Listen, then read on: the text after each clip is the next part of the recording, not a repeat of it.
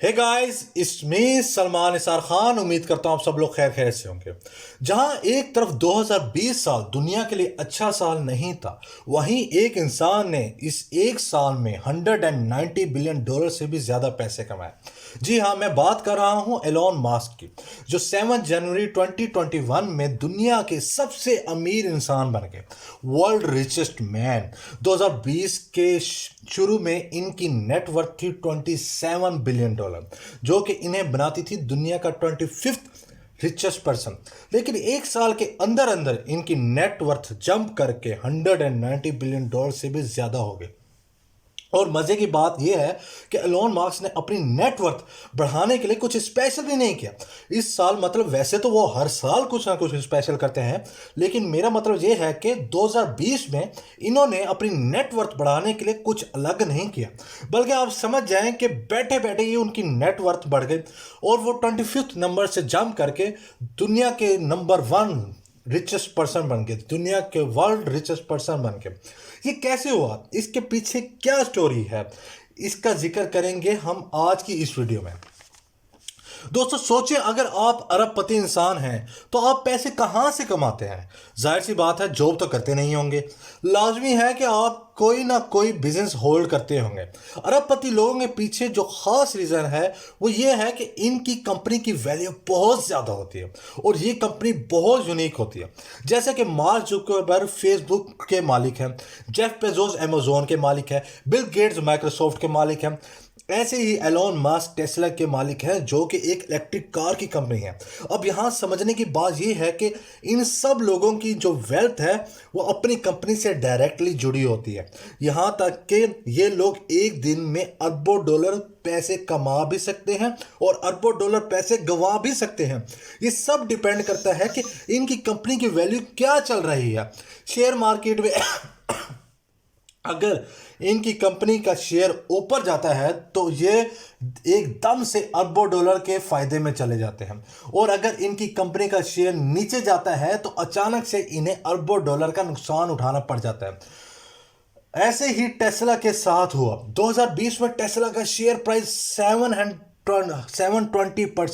720% बढ़ा, और यही मेन रीजन है कि एलोन मास्क अचानक से एक साल के अंदर दुनिया के सबसे अमीर तरीन इंसान बन गए। और यहां मजे की बात यह भी है कि एलोन मास्क टेस्ला कंपनी के फाउंडर नहीं है। जी हाँ दोस्तों, एलोन मास्क ने टेस्ला कंपनी को नहीं बनाया। टेस्ला कंपनी को बनाया था 2003 में दो लोगों ने, मार्टिन और मार्क।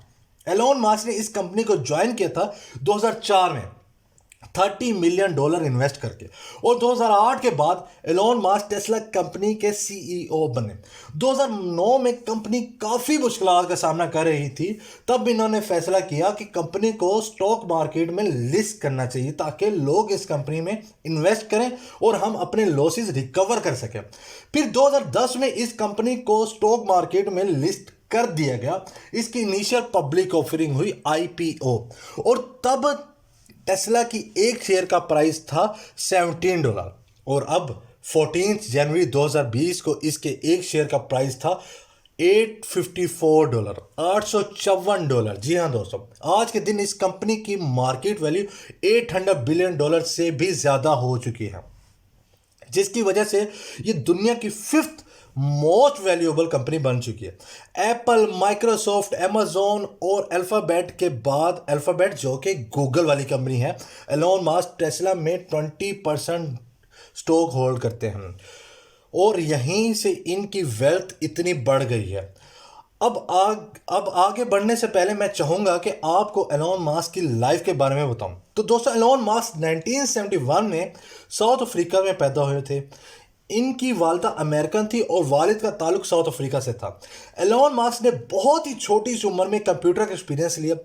10 साल की उम्र में इन्हें पहला कंप्यूटर दिया गया और इन्होंने खुद से कोडिंग करना सीखा कि कैसे प्रोग्रामिंग करते हैं, और 12 साल की उम्र में इन्होंने खुद का गेम कोड किया, जो कि इन्होंने $5 के प्राइस में बेचा, जो इनकी पहली कमाई थी। 1989 में वो कनाडा गए और यूएस की पेंसिल्वेनिया यूनिवर्सिटी में पढ़ाई की। एलोन मास्क का कहना है कि 3 चीज़ों ने इन्हें इन्फ्लुएंस किया। इनमें पहली चीज़ है इंटरनेट, दूसरी है रिन्यूएबल एनर्जी और तीसरी चीज़ है स्पेस ट्रैवल। 1995 में इन्होंने अपने भाई के साथ मिलकर जिप 2 के नाम से एक कंपनी बनाई, जो कि एक किस्म की फोन डायरेक्टरी थी जिसमें मैच भी होते थे, जो कि इन्होंने काफ़ी हाई प्राइस में सेल की थी। इसके बाद ईयर 2000 में इन्होंने X.com के नेम से फाइनेंशियल सर्विस की कंपनी बनाई, जो कि बाद में एक और ऐसी ही कंपनी के साथ मर्ज हो गई और पेपल बना। 2001 में एलोन मास्क पेपाल के सीईओ बने, जिसके बाद इस कंपनी को $1.5 बिलियन में ईबे ने एक्वायर कर लिया। इसके बाद से एलोन मास्क ने शुरू कर दिया अपने पैशन की तरफ तवज्जो देना। इन्होंने एक कंपनी बनाई स्पेस एक्स के नाम से, जो कि इस कंपनी में इन्होंने 100 बिलियन डॉलर से भी ज़्यादा इन्वेस्ट किया, जिसमें टारगेट ये था कि मार्स पर लोगों को भेजा जाए और एक कॉलोनी स्टैब्लिश की जाए। 2020 में स्पेस एक्स लास्ट ईयर वो पहली प्राइवेट कंपनी बन गई जिसने स्पेस में किसी इंसान को भेजा हो। एलोन मास्क को इनके प्लान्स और आइडियाज़ की वजह से ही रियल लाइफ टोनी स्टार्क भी कहा जाता है। एलोन मास्क अपने एक ट्वीट में कहते हैं, you still don't need a college degree to work for Elon Musk, क्योंकि एलोन मास्क का मानना है कि वो स्किल को डिग्री पे ज़्यादा वैल्यू करते हैं। तो दोस्तों, अब यहाँ समझते हैं कि एलोन मास्क कैसे दुनिया के अमीर तरीन इंसान बन गए।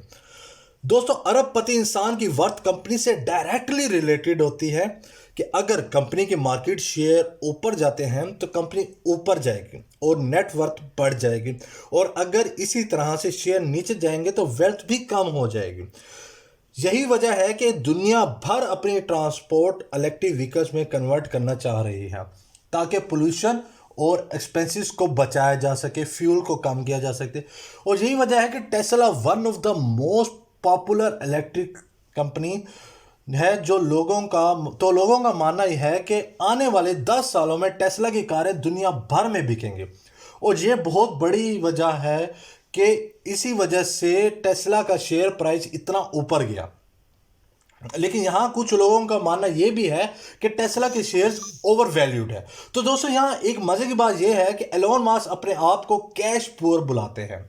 मतलब अगर वो पैसे खर्च करना भी चाहें तो उनके पास इतने ज़्यादा पैसे खर्च करने के लिए नहीं है।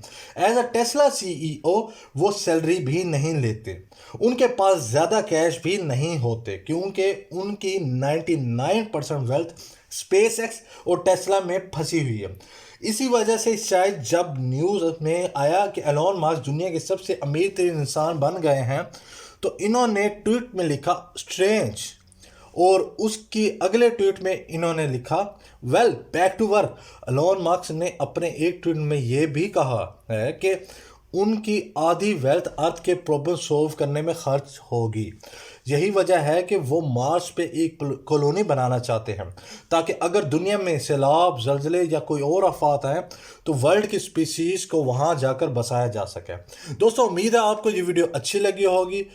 कमेंट में ज़रूर बताइएगा। अपना बहुत ज़्यादा ख्याल रखिएगा, अपनी दुआओं में हमें ज़रूर याद रखिएगा। आपका बहुत शुक्रिया। अल्लाह हाफिज़।